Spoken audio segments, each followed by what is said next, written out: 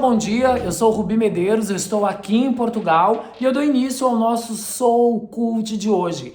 E para começarmos o programa numa boa companhia, eu vou chamar a Gabriela Seixas, que está aí na cidade de Guaíba, no Rio Grande do Sul, para explicar a pauta do programa de hoje. Oi, Rubi, bom dia, boa tarde, boa noite para os telespectadores. Então, na pauta de hoje, nós vamos ter o Wagner Abreu, produtor do documentário De Boca em Boca, e também o nosso editor, Gilson Filho, contando a produção dele, Memórias de uma Trajetória.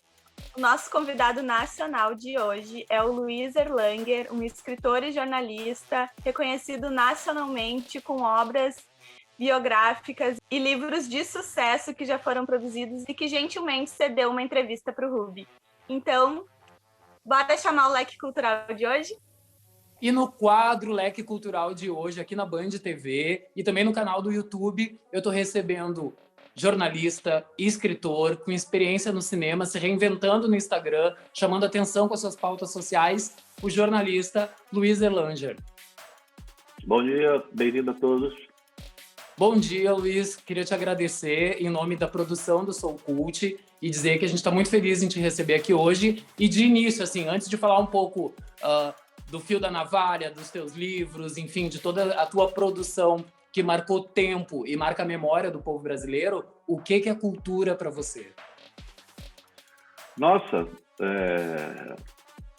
eu vou repetir no meu documentário Os Transgressores, que eu trato de 4 personagens que enfrentaram o sistema para o bem, é uma transgressão para o bem. O Paulo Freire, ele dá uma definição que eu achei muito interessante. Ele fala: cultura é algo que você carrega consigo. Vai desde a comida, da música, da literatura. São, digamos assim, os elementos que formam a maneira de ser do indivíduo e, em larga escala, da população. Você pode imaginar que pessoas de diferentes classes sociais têm alguns traços em comum com relação à cultura brasileira. Então, eu acho que digamos, fora do psiquismo, é o que forma a sua maneira do que você gosta de comer, o que você gosta de ouvir de música, o que você gosta de ler.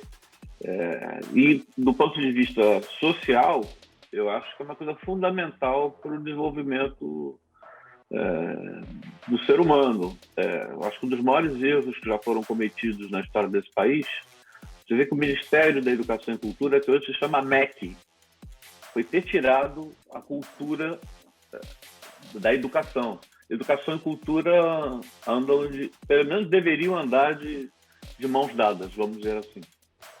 Inclusive, no programa de hoje, a gente vai exibir um documentário que se chama Memórias de uma Trajetória, que vai falar um pouco da constituição, por exemplo, do canto coral orfeônico. Naquela época do Getúlio Vargas, por exemplo, a Superintendência da Cultura estava dentro do Ministério da Educação, que não era ministério, era um departamento dentro do Ministério da Saúde. Vindo para cá, né, para o século XXI, para a era Covid, eu acredito que cultura também contribui para a saúde.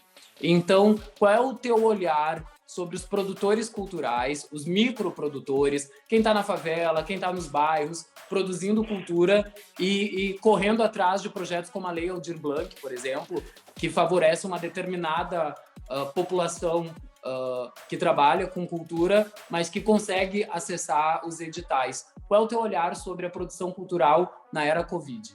Eu acho que se você tem uma coisa meio injusta, mas não sei também como se resolve, é que você sempre, quando tem essa questão dos subsídios fiscais para financiamento de cultura e tal, acaba sempre beneficiando os grandes centros culturais, né?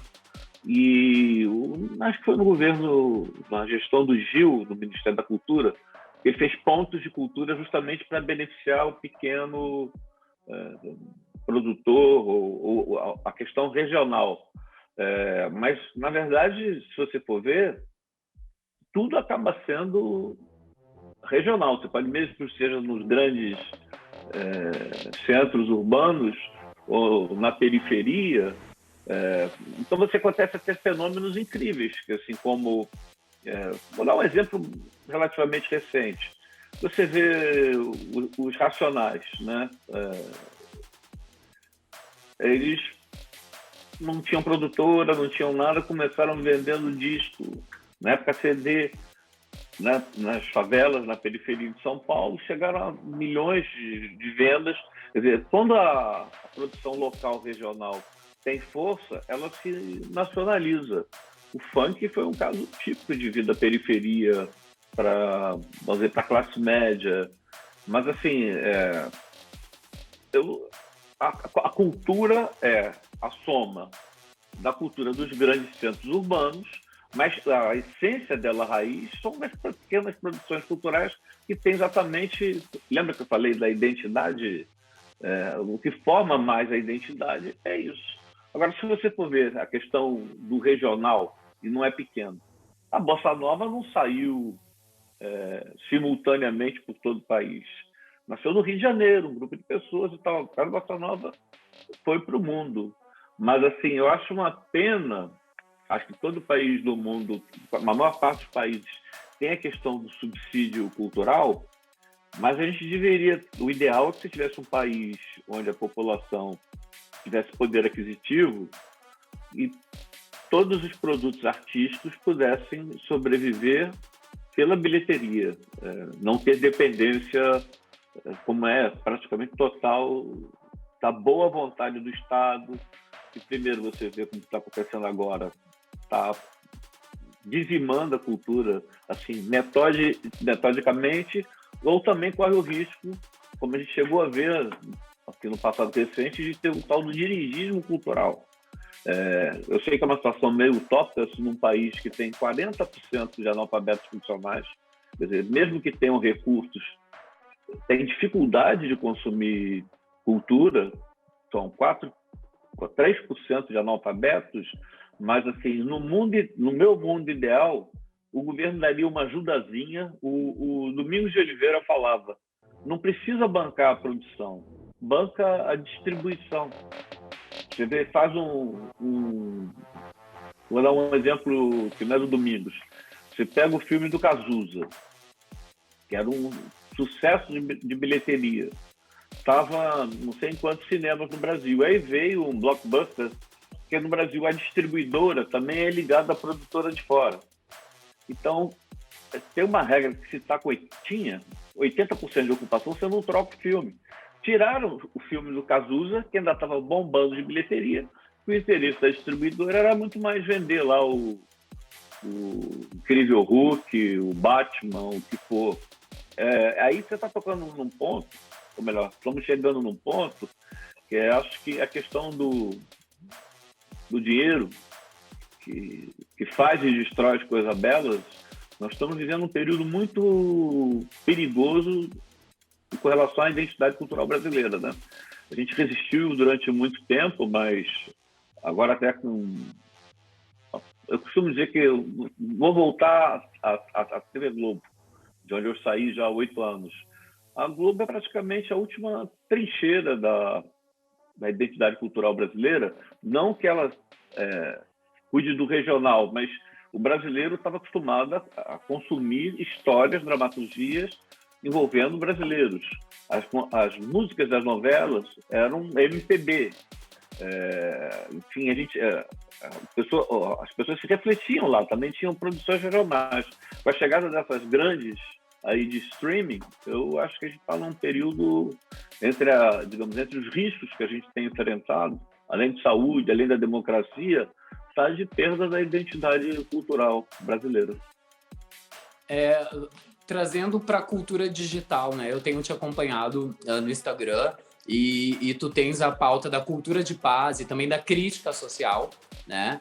Muito forte, por tu ter esse olhar militante e também por tu já ter percorrido por meio da tua literatura, a própria biografia do José Júnior, que é um cara que agitou Vigário Geral, entra em Vigário Geral num momento histórico, logo após a chacina, e, enfim, e cria os tambores do Afro-Reggae que ecoam pelo mundo, junto com os meninos da banda e todos os assistentes sociais, psicólogos.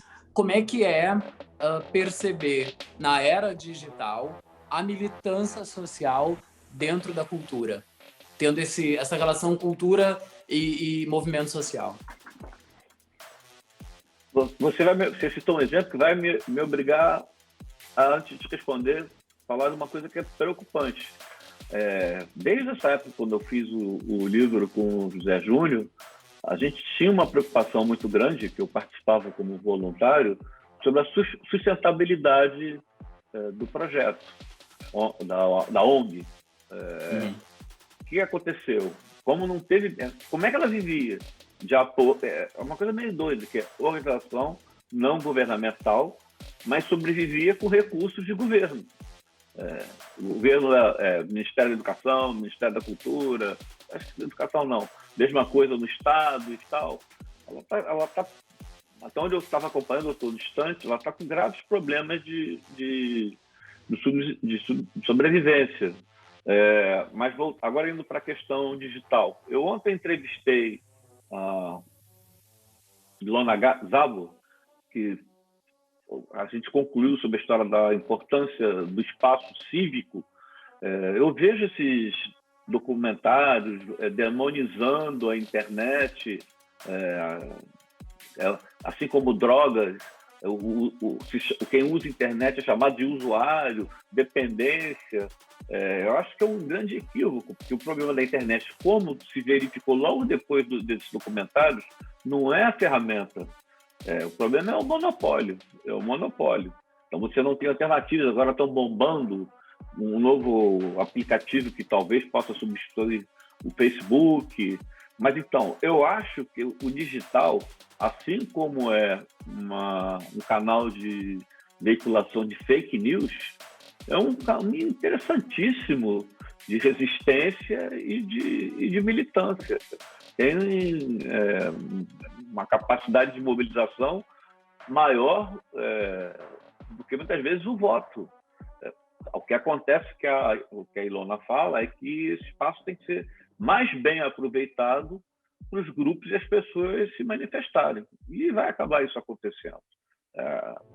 Você vê, eu acredito que assim, ainda mais no período da pandemia, que você não pode ir para a rua fazer manifestação, você vê o que acontece em casos da questão do ataques às mulheres, feminicídio, racismo, eles acabam bombando de uma maneira que dificilmente não substituirá nunca a rua. Mas eu acho que é um caminho interessante para preservação da democracia e a melhoria das questões graves que a gente tem de preconceito, de corrupção, por aí vai. Pegando esse teu gancho e refletindo junto contigo sobre a cultura digital, eu lembrei que, enquanto produtor, para a gente criar uma peça institucional para pegar o calhau, a calha, né? O espaço da grade gratuita, que a televisão destina a campanhas beneficentes, que também tem a ver com seu escopo empresarial, que eles têm que liberar esse espaço para campanhas sociais. Hoje a internet ocupou esse espaço e tem muito mais força, por exemplo, que uma campanha institucional de doação. Também é importante estar na televisão, mas a internet, as mídias sociais dão esse espaço para que os assuntos de direitos sociais, diversidade cultural, militância ganhem espaço de forma autônoma e com outro tipo de controle, não com controle publicitário. Mas, ao mesmo tempo que nós ficamos entusiasmados vamos chamar com essas ferramentas que a gente tem digitais, eu sempre tenho que voltar na ladainha, que é um país com 40% de analfabetos funcionais, com 3% de analfabetos e com agravante.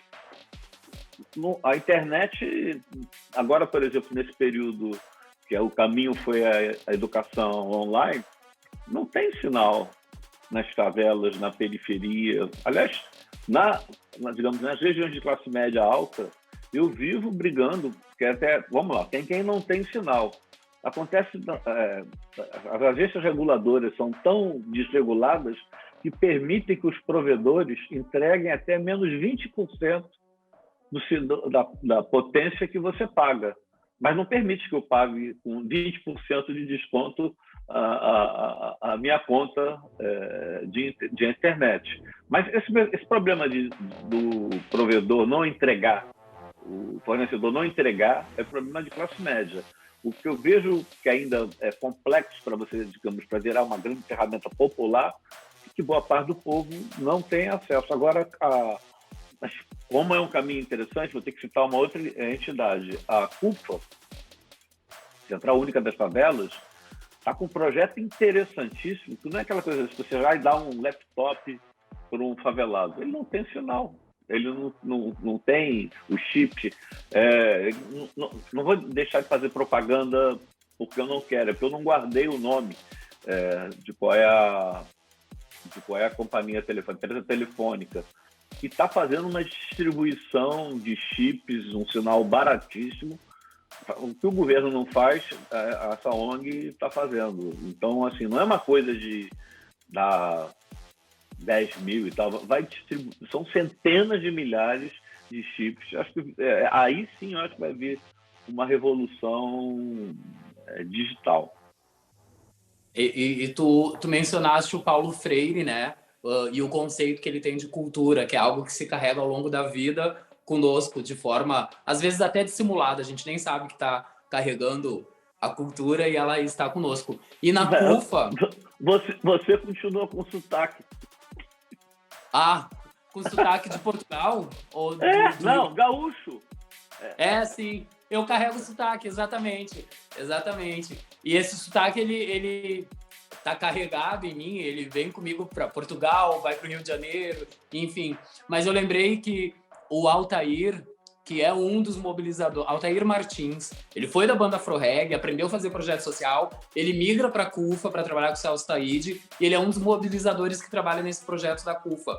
E daí eu lembrei do que tu disse no início do nosso bate-papo, que a cultura é algo que a gente vai levando, a gente vai passando pelos lugares, aprendendo coisas, e vai passando de geração para geração, né? Os costumes, os hábitos, e eu tenho acompanhado também o trabalho da CUFA, conheço de perto, estive já em algumas favelas com eles, e concordo que a CUFA acaba mobilizando uma atuação que é para contribuir, por exemplo, com a teleaula, com a teleeducação, e a gente está nesse momento também de telecultura, né? A gente voltou para as telecultura, teleeducação, telearte, telegastronomia em função da era Covid. Tem uma questão que eu queria te perguntar. Quando tu começa a escrever um livro ou quando tu define a história que tu vai contar, como é que acontece? Qual é o teu processo de criação? Sentimento, tem pesquisa? Porque os produtores culturais que estão na comunidade ou estão em qualquer lugar do Brasil, no interior, nos grandes centros, eles têm um start. Eu venho buscando, junto com os convidados aqui, onde é que está o teu processo? Quando é que a tua transgressão acontece e começa o teu processo criativo? Bom, caiu minha ficha, como se essa expressão é muito antiga, há uns 6, 7 anos, que assim, eu me orgulho, falo, sou jornalista, minha alma é de repórter, mas aí um belo dia, justamente quando eu estava, não diretamente no jornalismo, mas na área de comunicação, aí contribuindo com campanhas publicitárias, envolvidos com projetos sociais, projetos culturais e tal, eu pensei, não, na verdade, o que eu sou um comunicador. Eu sou um comunicador. Quando você fala comunicador, você pensa que hoje em dia se chama comunicador, apresentador de rádio. Mas eu sou um comunicador. Eu sou formado numa faculdade que chama de comunicação social. E aí, o que você falou? Qual foi essa transgressão? Eu falei, eu não preciso ficar na narrativa do jornalismo. Eu vou querer me comunicar por todos os canais possíveis. Literatura, documentário, escrever ficção para audiovisual. E aí, o projeto, as pessoas falam, é muito difícil dizer como é meu processo de criação. No jornalismo, não tem, né? A criatividade que você pode ter no máximo é escolher entrevistado e tal, mas assim, é uma missão. Então, você vai lá, faz a matéria, quando você está empregado, o start é quando te mandam fazer algo, e quando você está trabalhando individualmente é você tomar uma decisão. Então não tem nenhum glamour. No caso da literatura, que ela veio de forma acidental, aliás, eu esqueci de falar isso, eu descobri que eu tinha um caminho que não fosse aquele clássico do jornalismo, quem, quando, onde, por quê e tal, porque eu tenho uma perda auditiva muito grande. Eu cheguei a fazer uma intervenção cirúrgica há uns 15 anos, alguma coisa, e justamente nesse período, enquanto não religava o meu ouvido, eu fiquei com uma surdez quase que absoluta. E aí eu me dei conta que você, por exemplo, você está falando comigo, mas você está pensando, e a hora? Será que o tempo vai voltar? Vai dar para ele acabar de falar? Os convidados já chegaram? Enquanto você vai falando e vai pensando num assunto, tem múltiplos pensamentos que vão percorrendo a sua cabeça. Isso quando você está surdo, aí é uma loucura. As vozes não param. Eu falei com o meu psicólogo, isso é normal, meu psicanalista. Isso é normal, todo mundo tem isso. E aí eu escrevi um texto sobre essa característica, esse fenômeno, vamos dizer assim. Mas quando eu não escrevi como jornalista.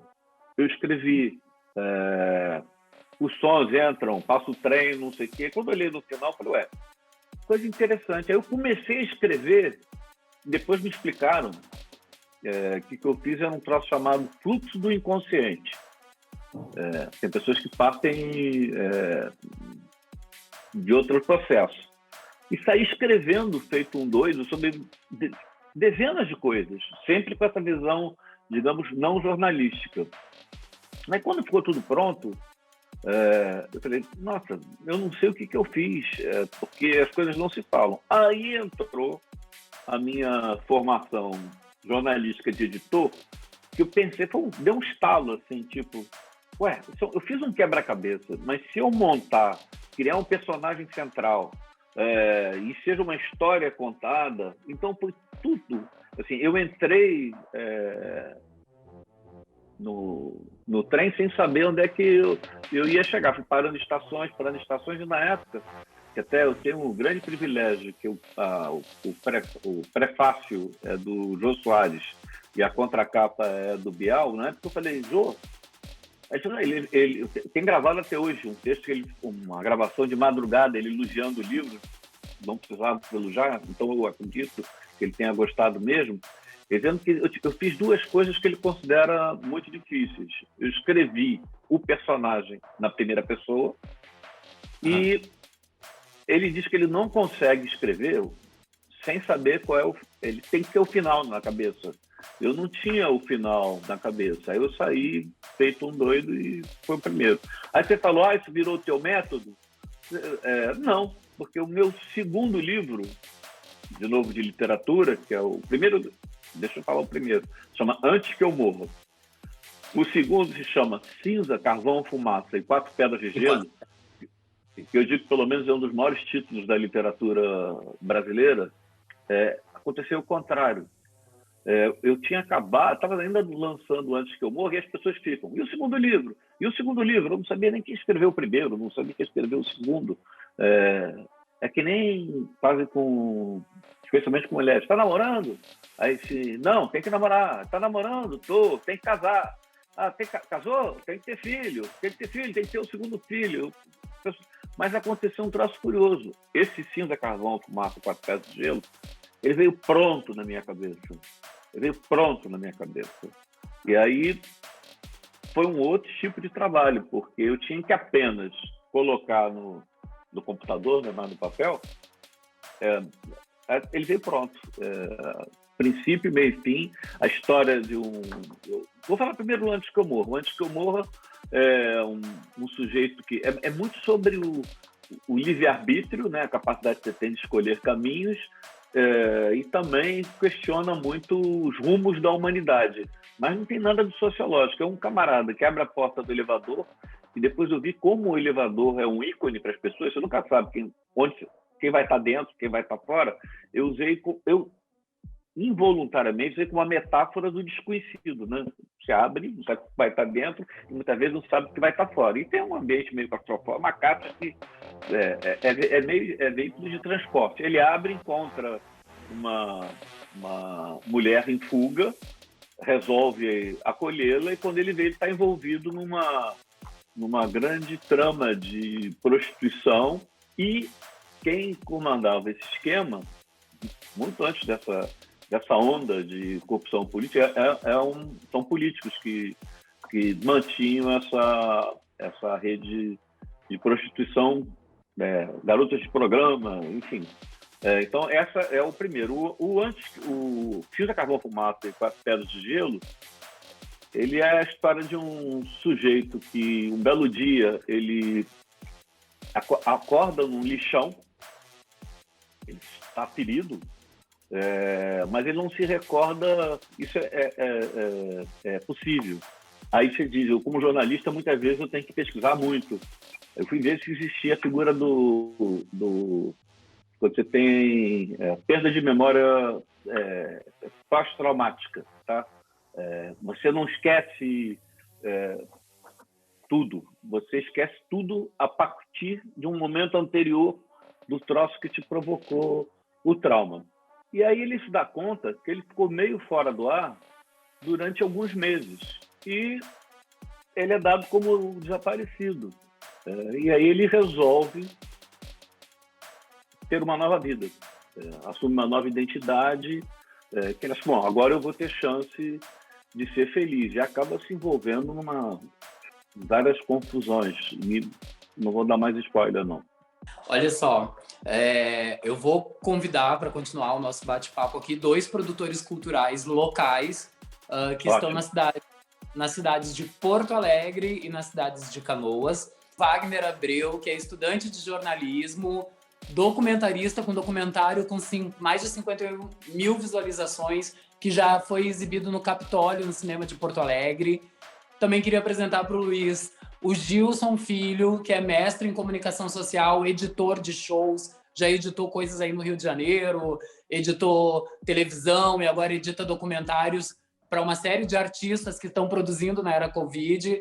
Estão todos juntos e misturados. Sejam bem-vindos, ampliando o nosso leque cultural hoje. Olá, pessoal. Bom dia, Rubielson. Bom dia, Luiz. Um prazer estar aqui falando com vocês. Oi, Rubielson. Oi, Luiz. E oi, Gilson, tudo bem? Oi, Wagner.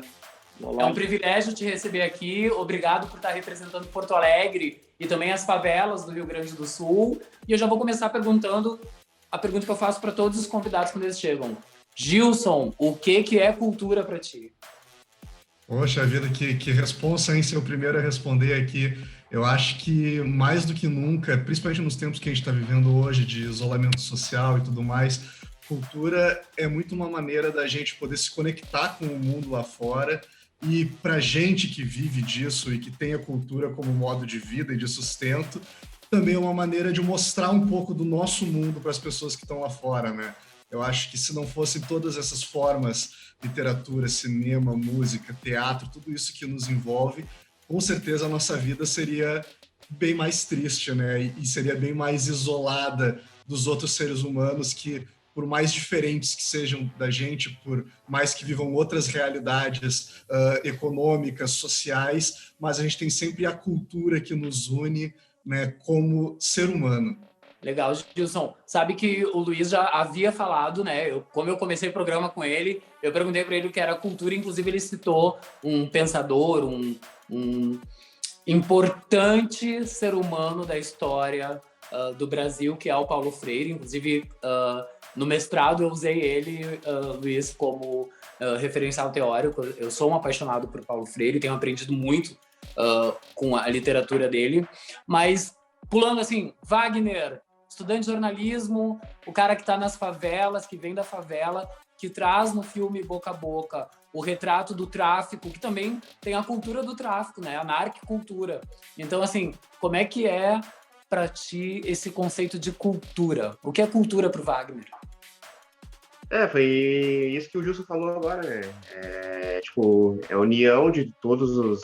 Exemplo de todas as tribos, né? Via cinema, via teatro, via simbolismo, enfim, para mim é toda a união de todas as etnias, todas as culturas que existem. Para mim é isso.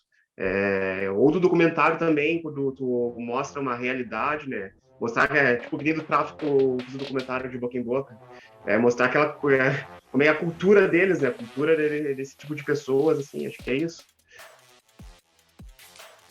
Luiz, amplificando, né?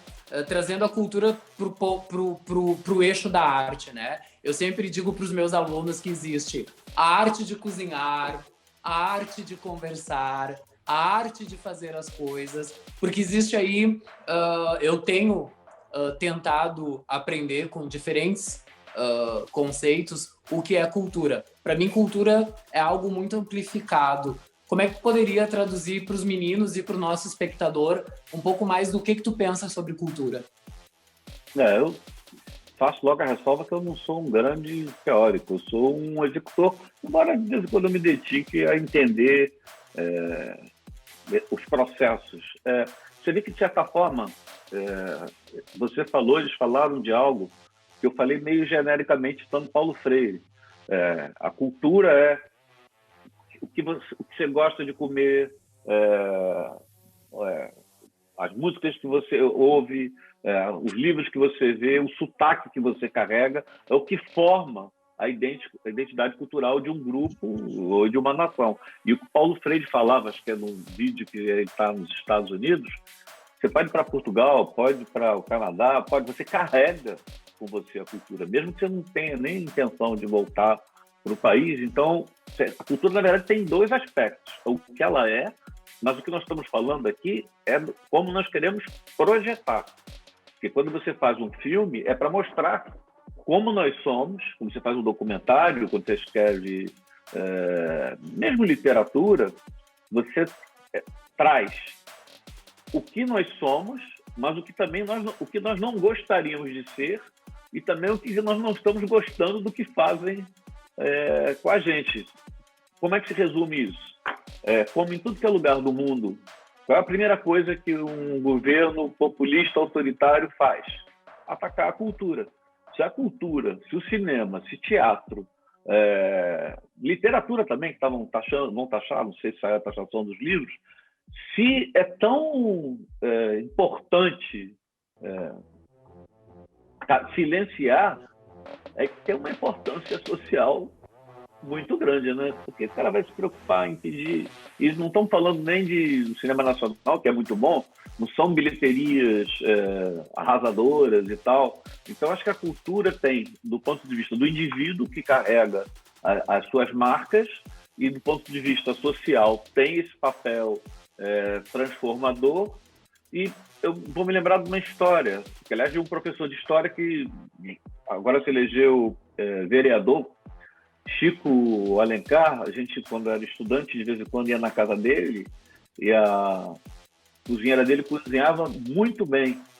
Aí ele dizia, eu queria ter a arte que ela tem de cozinhar. É uma arte. Ele, professor de história, assim, realmente cozinhava muito bem. É um dom, como quem canta, como quem escreve. Cultura é um caldeirão que só botar dentro e misturar. Eu acho que o pessoal citou Paulo Freire e tudo, e acho que é uma coisa importante da gente salientar também, né? O quanto, na verdade, a gente não percebe, mas o quanto cultura está intimamente ligada com a questão da educação, né? Não só aqui no Brasil, onde a gente já teve um ministério que foi o Ministério da Cultura e da Educação, e daí depois resolveram separar, mas eu acho que tem tudo a ver com o que o Luiz falou também, né? Que é essa questão de que um povo sem cultura é um povo muito mais próximo de estar sem educação, e de como isso está conectado, e de como a cultura, para além do entretenimento, que muitas vezes é a primeira visão que a gente tem dela, mas que ela leva a coisas muito mais importantes, como questões de educação e de identidade, de reconhecimento, de pertencimento, que só através da cultura a gente consegue promover, principalmente nos dias de hoje, né? E também, agora assim, falando um pouquinho dos produtos culturais, né? O Erlanger já falou aqui dos livros dele, falamos um pouquinho sobre o filme, quando ele começou o processo criativo dele.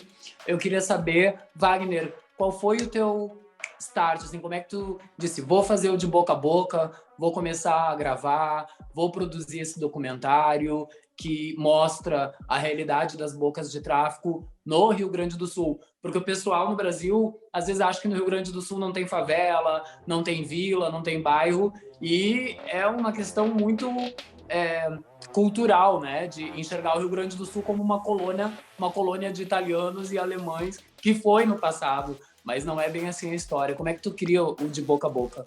Bom, na realidade, eu acho que... acho não. Eu quis mostrar uma realidade onde que bem falaste agora também, que é próxima, né? Que existe aqui no Sul, né? Que muitas vezes não é mostrada, não é vista. E eu achava isso importante, porque a violência naquele ano ali estava crescendo. A gente via esquartejamentos, a gente via roubos em zonas onde não existia. Estava praticamente descontrolado, né? Eu queria mostrar uma realidade que geralmente as grandes mídias não querem mostrar, entendeu? E isso da cultura, o cinema, nos possibilita isso aí, né? Que não tem um editor ali para te cortar o que tu quer fazer, não tem alguém que tipo, não deixa tu querer exibir esse problema. E nisso foi só mais também pelo fato de curiosidade também, saber como é que essas tribos aí, né, que são grupos fechados também, como é que eles lidam, como é que é a vida deles, o que os pensamentos deles também. E foi através disso aí. É mais pela curiosidade mesmo. Então a tua curiosidade faz tu fazer um filme e exibir para 50 mil pessoas no YouTube. Sim, é importante, né? Isso aí tipo, se eu tenho curiosidade, certamente, acho que o Luiz também teria, o Gilson também, até tu mesmo teria essa curiosidade de saber como é que não só por... Tá certo, tem aquela sensação do calor da emoção, de tu tá lá dentro, né, desses locais aí, onde qualquer coisa pode acontecer, uma polícia vir, ou os traficantes rivais querer trocar tiros com eles, assim. Uma coisa é tu tá ali no calor da emoção, outra coisa é tu assistir e ver como é que né, o que tá acontecendo, tu conseguir filmar, chegar nesses locais aí. E praticamente é isso, e tipo, eu queria mostrar pro mundo como é que né? Parabéns. Eu queria entender, assim, na época que tu faz o filme, tem a história do MV Bill, que era o influenciador com a CUFA, tem outros protagonistas da cultura urbana produzindo histórias que tem esse conceito, né? Tu teve alguma inspiração? Existiu alguém que tu mirou para te inspirar? Na realidade, eu gosto de pegar várias referências, né? De filmes de verdade, como documentários também. E nisso eu sou muito fã, eu não conhecia ainda, eu sou do Rio Grande do Sul, não conhecia o cara ainda, o Caco Barcelos, para mim é uma inspiração. O João Moreira Salles, documentarista, também é outra inspiração, que não...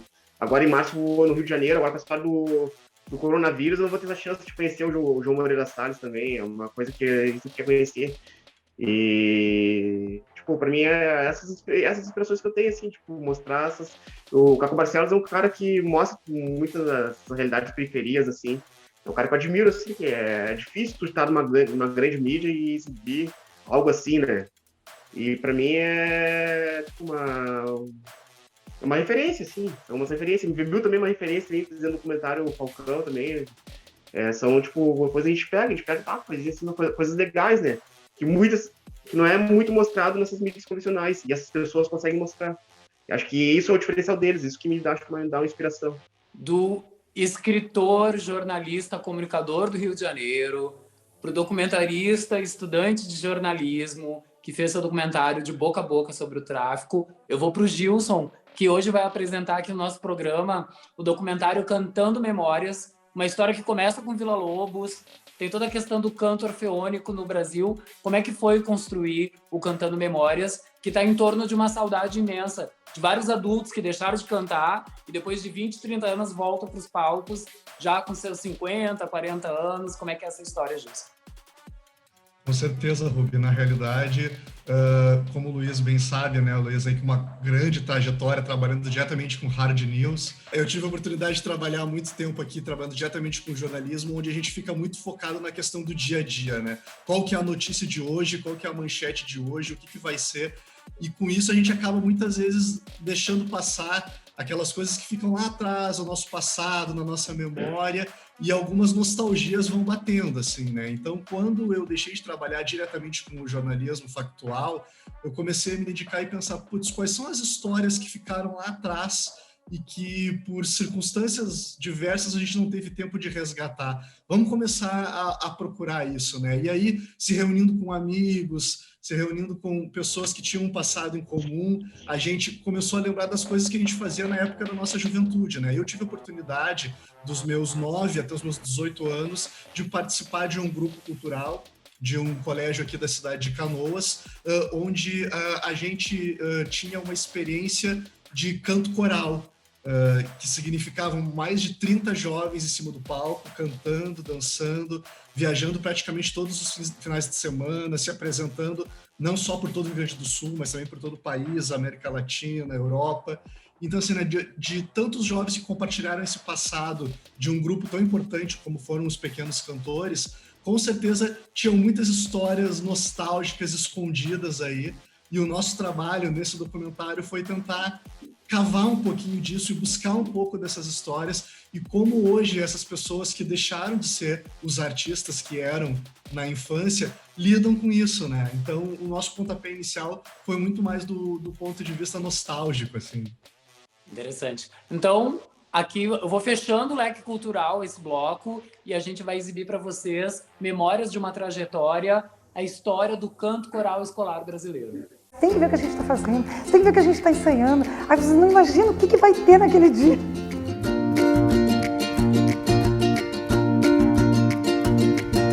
O show cinquentenário é a cereja do bolo. Eu nunca vi um grupo tão unido em tão pouco tempo. Poder estar hoje com pessoas que eu nunca deixei de estar, que participam da minha vida até hoje, está sendo maravilhoso. Obviamente, né, eu quero fazer parte dessa história. Éramos os Pequenos Cantores, hoje podemos dizer que somos os cantores grandes, né? Não vejo a hora que chegue. Vamos retomar esse grupo aí. É surreal. É um desafio para todo mundo. Quando a gente faz um ensaio, para mim é difícil. Ai, meu Deus, e será que eu vou conseguir? Será que vai dar certo? E eu vou acertar o passo? Eu nem vejo como um desafio, eu tô muito feliz, sabe? Porque é nostálgico e foi uma fase da minha vida que eu amei muito. Eu era muito feliz de estar naquele palco. Eu vou começar a me emocionar. É complicado, tá? Vão vir lágrimas fortes. Porque mexe com coisas que foram muito profundas, muito enraizadas na gente. O colete vermelho tem um peso bastante grande, assim, para esse dia. Tipo, eu tô realizando um sonho. O grande sonho era, depois de adulto, voltar a cantar. Voltar a ensaiar hoje. Pensar que a gente vai subir ao palco. É muito emocionante. Pequenos Cantores é diferente. Não tem nenhum outro grupo igual. Não tem. Eu acho que a gente não tinha dimensão do que era aquilo. Hoje eu tô vivendo isso de uma maneira mais madura do que eu acho que eu aproveitei aquela época. A gente se olha e se emociona, a gente chora, a gente relembra de uma época que só trouxe coisas boas. Para mim, os Pequenos Cantores foi uma coisa assim, extremamente essencial na minha vida, foi muito bom.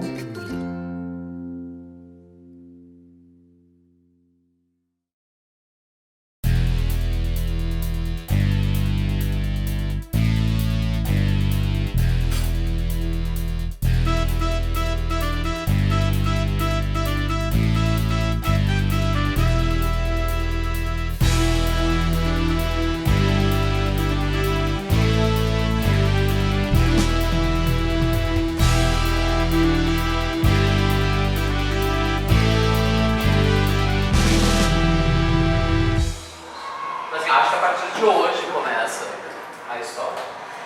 A história de 35 ex-integrantes que tem o desafio de ensaiar até voltar para os palcos. Essa é a história do filme. O filme começa com essa fila lotada, essa coisa enorme, a gente não sabe direito, mas é isso. Ai, então.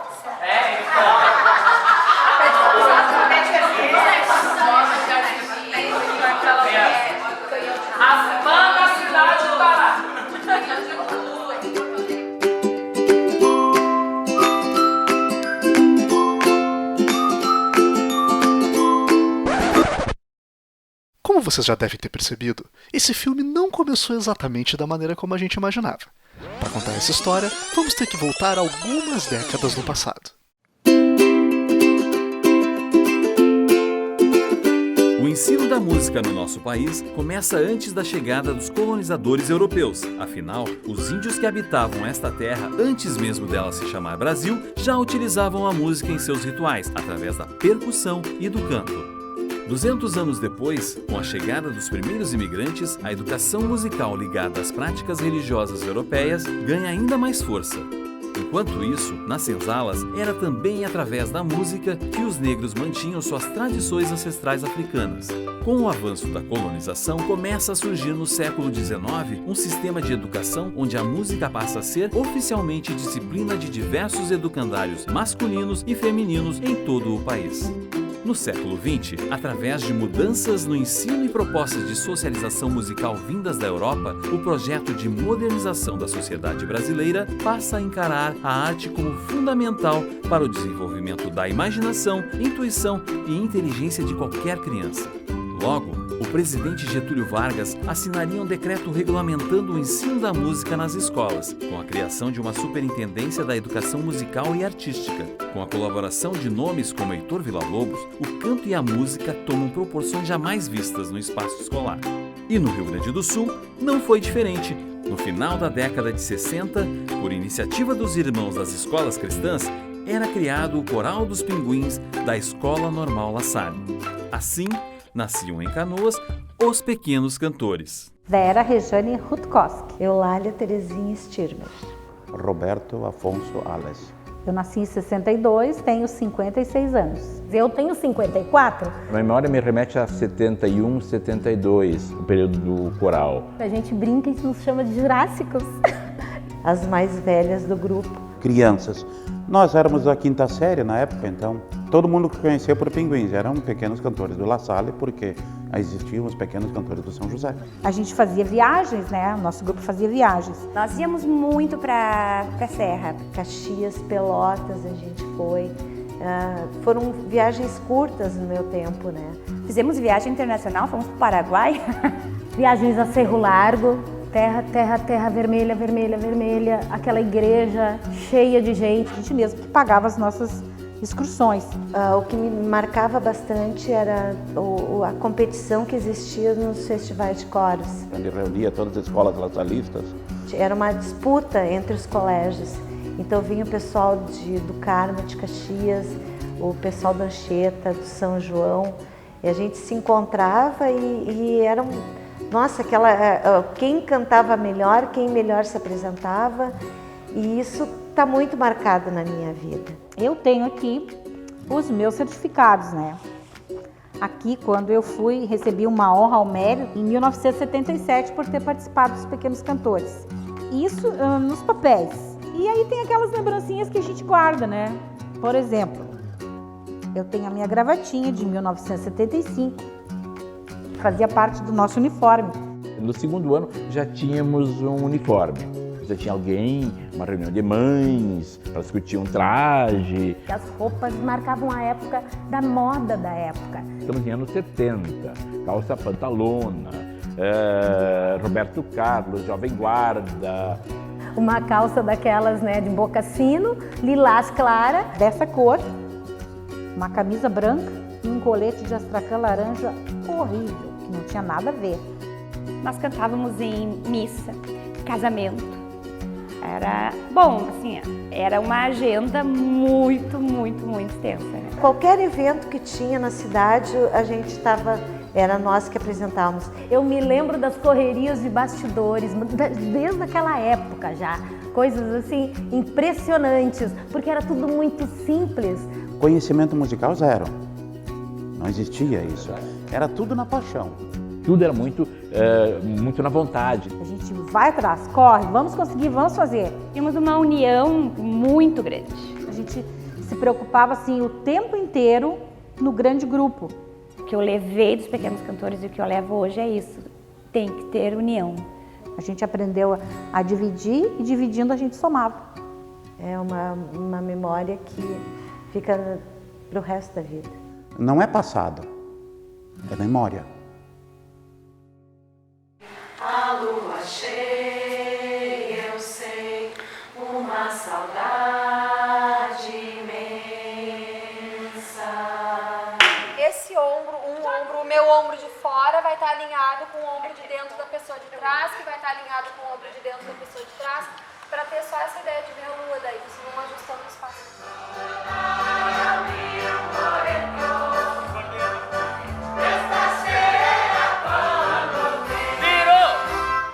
Memória, ela é algo muito poderoso, né? O projeto de hoje, na realidade, ele começou a ser gestado há mais de 2 anos atrás. A gente fez um encontrinho lá em casa, a gente reuniu, né, algumas pessoas. Só de reunir o pessoal, a gente começou já a bater de novo uma esperança de que algo estava vindo legal, né? Eu tinha uma convicção de que isso seria uma coqueluche na cidade.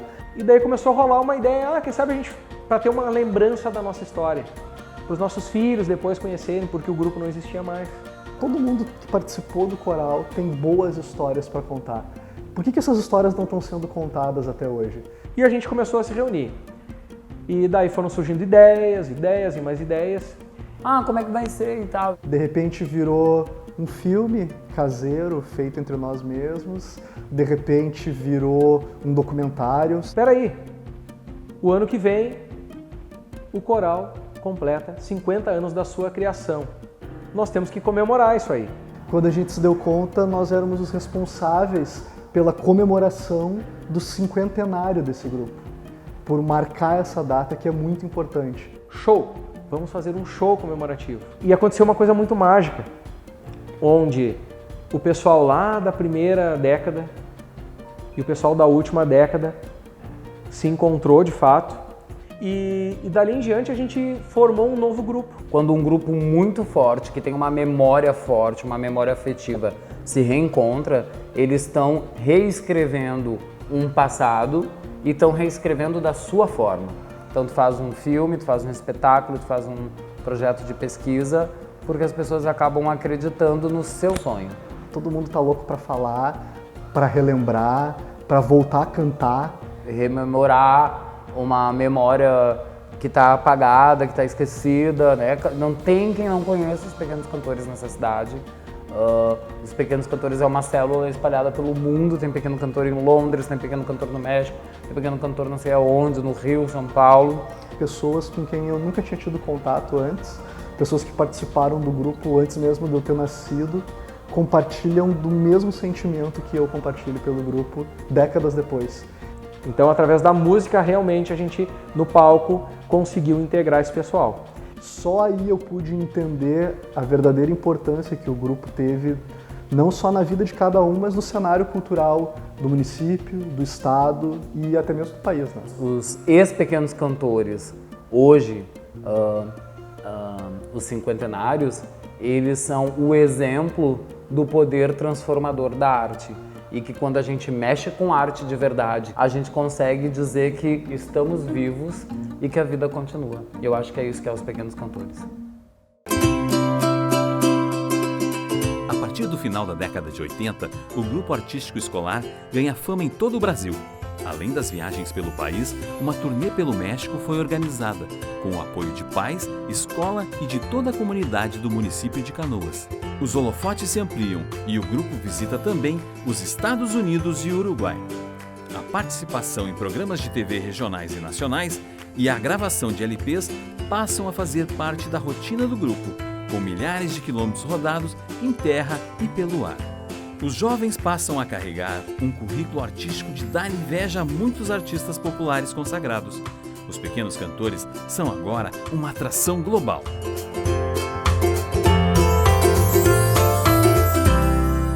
Meu nome é Adriana Spilman. Meu nome é Josemar. Cantei de 80 a 85, eu tinha de 10 a 15 anos naquela época.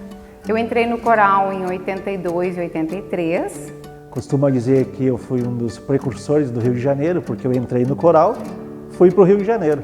Eu não sei como consegui, né, ir para o Rio de Janeiro. As viagens eram sempre muito divertidas, né? Parte da viagem em si, do ônibus, era muito bacana. Essa foi a primeira viagem fora do estado, eu tinha recém feito 11 anos.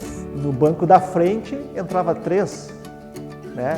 Esmagadinho, mas entravam 3, e ali nós fomos. Aquela galera gritando, feliz, cantando. fazendo aquela loucura dentro do ônibus que o motorista ficava enlouquecido, né? Nós ficávamos na casa das pessoas da orquestra do Instituto Abel.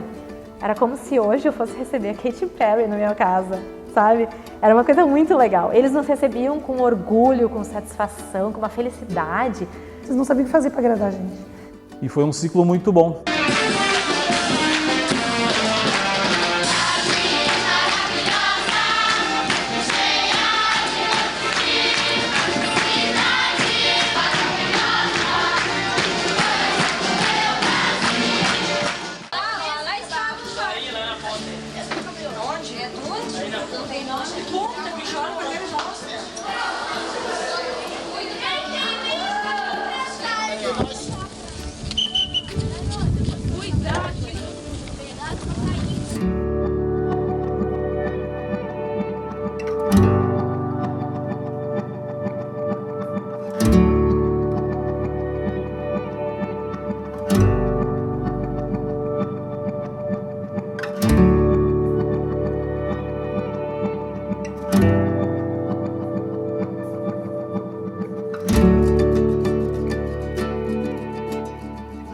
Meu nome é Jussiane. Meu nome é Guaraci. Eu sou uma das 4 Ana Paulas, a gente era em 4, né? Então, tenho 38 anos. Eu tenho 41 anos, embora não pareça, claro. Eu entrei em 80, saí em 84 e foi pouco. Eu entrei em novembro de 89. Eu era a menorzinha do grupo, com 7 anos. Foram, então, 5 anos aí de uma convivência, de amigos. E teve as viagens engraçadas, pitorescas, assim. Pô, eu vou pro Paraná. Foi a viagem do Paraná. Foi uma viagem incrível, assim. 21 dias pelo oeste do Paraná. A gente saiu de dentro do ônibus pela janela, com meio ônibus dentro do barro, sabe? Puxando o ônibus com o trator, porque o ônibus não saía. A galera rindo e brincando, que caía um no barro e caía outro. A gente achava tudo o máximo, era tudo muito legal. Mas daqui a pouco já começou a tomar outra proporção. O coral começou a criar corpo.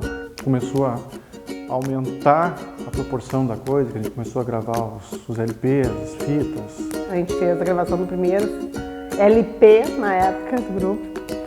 Fizemos as fotos, tá todo mundo empolgado. Às vezes, para criança, a gente não tem aquela ideia do peso, né? Imagina um monte de criança dentro de um estúdio, fazer uma gravação de um disco, é uma coisa totalmente nova para todo mundo, né? A gente começou a se dar conta que, opa, peraí, isso daí é sério, né? Os discos foram sendo quase anuais. Quando chegou o ponto da gente sair do palco e eu ficar praticamente só de cueca, que as gurias rasgaram toda a roupa na saída, tava virando uma veneração praticamente, a gente tá se cuidando para sair do palco.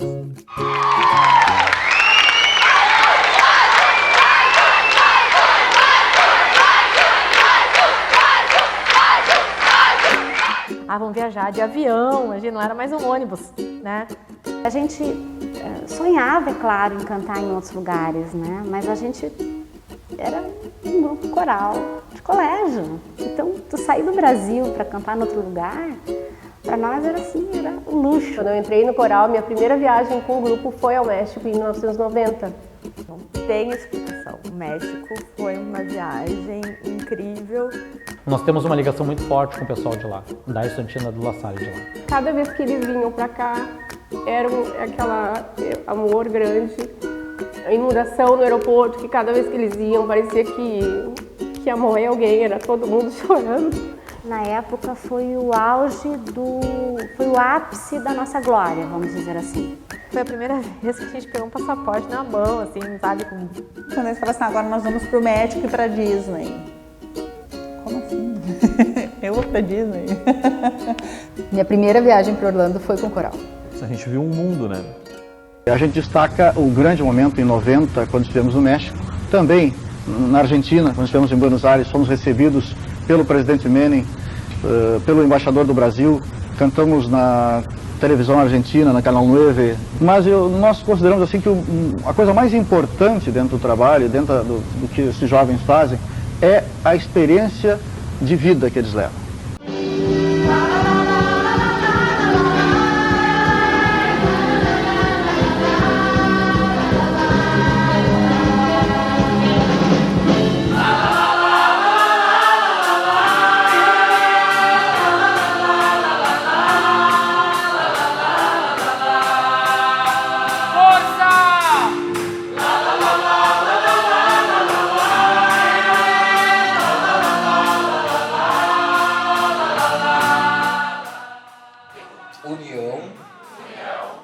arte e família. Palmas para os pequenos cantores. Valeu! Parabéns, Gilson. Muito bacana a primeira parte do filme. Como é importante o canto coral na vida das crianças. Sem dúvida, né? Eu que fui cantor dos 9 aos 18 anos, sei o quanto isso me influenciou ao ponto de estar fazendo um filme sobre isso agora, né? O trabalho do Gilson acaba confirmando aquilo que a gente falou antes, que cultura é algo que você carrega pela vida, né? Você pegou pessoas que estavam fora do canto e não tem jeito. É uma impressão digital cultural que você carrega para sempre. Estamos encerrando o Leque Cultural. Muito obrigado, Luiz Erlanger. Wagner. Ana, o que é cultura para você? Desde quando a gente abre os olhinhos, assim, quando a gente sai da barriga de manhã, a gente já toma esse banho de cultura. Cultura para mim é vida.